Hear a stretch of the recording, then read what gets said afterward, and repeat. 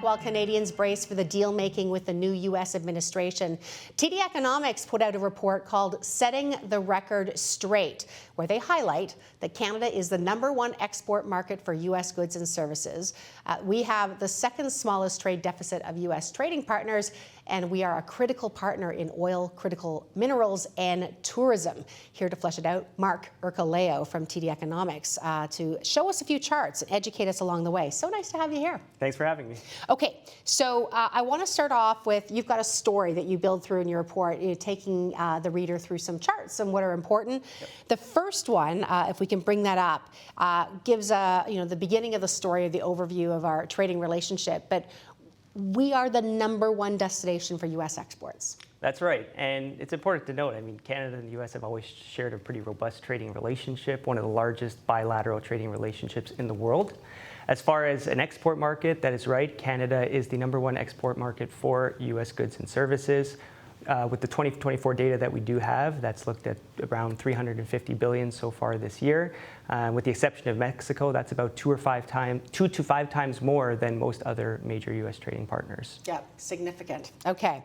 The next chart, and again, you're taking me along on this journey. We're going to bring this one up and tell us what we're looking at here. This is showing us goods and services, but just explain maybe what's above the line and below the line and what that signifies. Yeah, so first from a high level, we do have a trade surplus with the U.S. And as you can see with the green area of the chart, that it is mainly in a goods trade balance and focused in energy.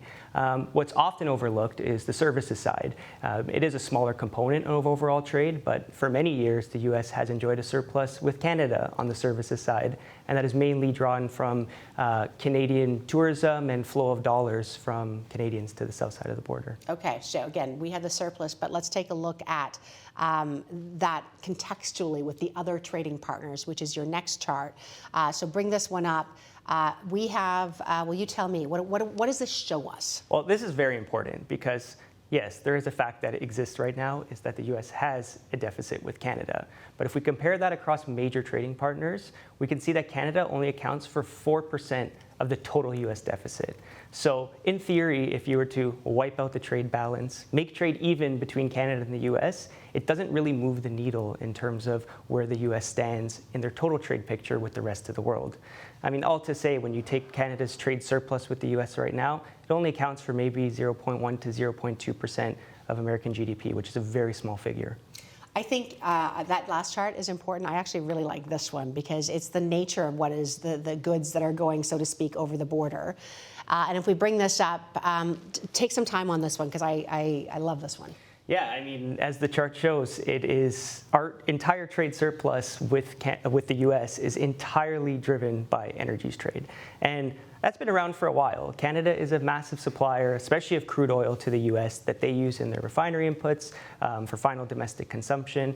And Canada has allowed U.S. to have a reliable and affordable source of energy, and that's where that deficit comes from. But if you strip that out of the equation, we can see that across most other industries that they do carry a surplus with us. And I think that's important to note that, when we look at this two-way trade flow, it really isn't lopsided. We both benefit from having, such an integrated trading structure. Yeah, but backing out energy, we buy more than we sell, and that's kind of exactly. that's something that is important. Exactly. When you look at the auto sector, you had some interesting numbers in there as well, and President Trump has said, maybe he'd rather have cars fully built in Detroit or on American soil, but that's not something you can just snap your fingers and make happen. And you're correct about that. And on the autos, that is one sector that over the last, I think, 3 years or so, the U.S. has carried a surplus with that. So they do export more to us in the auto space.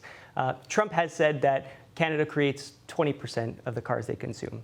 That is a bit of an over-exaggeration. It's closer to 10%. It's still something. It equates to about 1.5 million units. But to fully reshore that, U.S. would presumably have to increase production by, 10% overnight. They'd have to expand their capacity. We estimate somewhere around, 6 brand new processing and production facilities. And the integration. Right? And that's the integration. That's time and money. But even aside from just the production, the U.S. consumer enjoys variety. Currently, they consume over 320 different models of vehicles, where the U.S. only produces about I think it's around 120. So there's a huge gap there in terms of satisfying the need for U.S. consumers and the choice that they want. So it's sort of two-pronged here, and any attempt to fully reshore would take a lot of time and a lot of money. I want to bring up this one last chart because you bring it at the end of your report. You talk about critical minerals, and I think that's something that we didn't talk a lot about. I'd say in the media probably up until about last year or 18 months ago. But this just highlights here that there is some reliance on the United States. Sorry, there's reliance on Canada to the United States on some of those critical minerals. Yeah, so the U.S. has a list of 50 considered important critical minerals for the U.S. economy for over the next several years. It is important to note China still dominates that space in terms of production and exporting to the U.S. But Canada is becoming, they're a small player, but they're becoming more important. And as the chart shows, for certain critical minerals, we supply anywhere between 50 and 80% of the needs of consumption. And it's not limited to those. We do also produce and export other critical minerals, maybe not to the same degree, but this is all to say as the U.S. attempts to shift trade away from China, that Canada really stands out as an opportunity to grow in the critical mineral trade space. Last question for you. President Trump talks about how the United States subsidizes Canada to the tune of $200 billion. Where does that number come from? We tried to splice and dice and see where that $200 billion figure might come from. Important to note that he at first was referencing trade deficits as subsidization.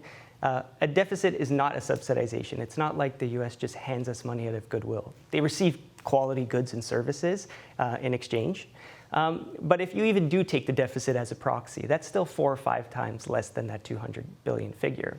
Other signs would lead us to think that he might be talking about Canada's lack of defense spending, in which we're falling short of our NATO commitments of defense spending of 2% of GDP. So it's not a trade number. It's not a trade number. He's seeing it somewhere else. Yeah. Correct. And even if you account in the around $40 billion shortfall that Canada, it isn't spending, and tack that onto the trade deficit, we're still at about not even half of that $200 billion number. So we're going to continue to comb through the headlines, see if there's any more substance around that $200 billion. But for now, one, we would say it's not a subsidy in the first place, and two, we'd say that both sides are benefiting from the current trade arrangements that we have.